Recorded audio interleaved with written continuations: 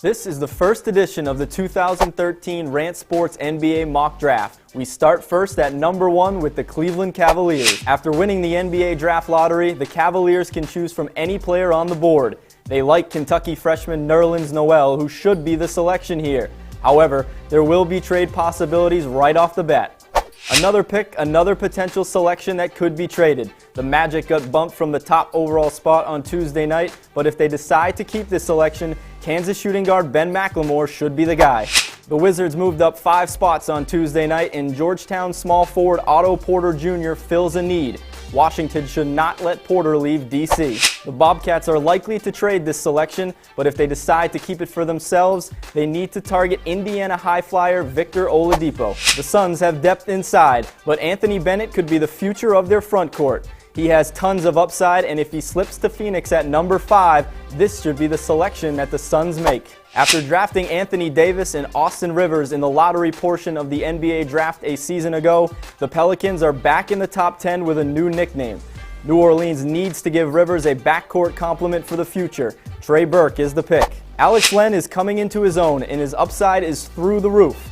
The Kings need to take a chance on the Maryland center if he slips to them at number 7. The Pistons would probably like Trey Burke to slip to them at number 8, but considering he's already off the board here, CJ McCollum, who didn't average less than 19 points per game in 4 years at Lehigh, will be the pick.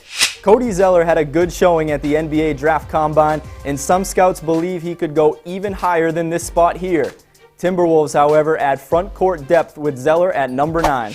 Not too many scouts are impressed with Shabazz Muhammad, which is odd considering he averaged 18 points during his freshman season at UCLA. If Portland doesn't look to move up from the 10th overall pick, Muhammad should be their guy. Philadelphia should have plenty of options here, but the 76ers might want to take a chance on 7-foot French prospect Rudy Gobert. He has a 7-foot 9-inch wingspan and could be an anchor inside down the line. The Thunder need a point guard to back up Russell Westbrook, and Michael Carter-Williams can be that guy and offer a change of pace from Westbrook when necessary. Some rumors are indicating that the Mavericks are likely to trade the 13th pick, but it's early. If they stay put, they should look to add a young presence inside with Gonzaga 7-footer Kelly Olynyk. The Jazz could use some help at the point guard position, and German native Dennis Schroeder is on the rise.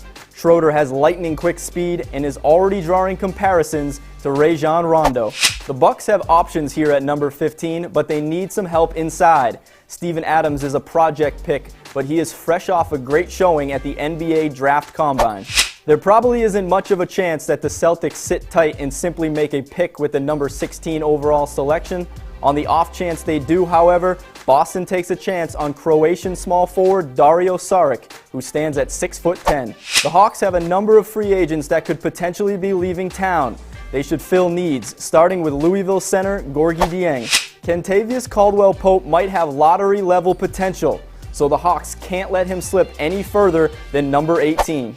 After taking Nerlens Noel at number 1, the Cavaliers can gamble a bit here at number 19. Sergei Karasev is an appealing left-hander who is worth the risk. Jamal Franklin might not be the selection that takes the Bulls to the next level, but he adds depth and athleticism in the Chicago backcourt. After taking a point guard earlier in the draft, the Jazz now look to add some youth to their front court. Enter North Texas sophomore forward Tony Mitchell. Oh sure, Mason Plumlee could go much higher than number 22, but if he dips like this, the Nets can't afford to let him drop any further. The Pacers could use some depth at the point guard position, and Miami's Shane Larkin would be a perfect fit in Indiana. The Knicks have become a much better defensive team in recent memory, and they keep that theme going by adding the Big 12's all-time leading shot blocker in Jeff Withey at number 24.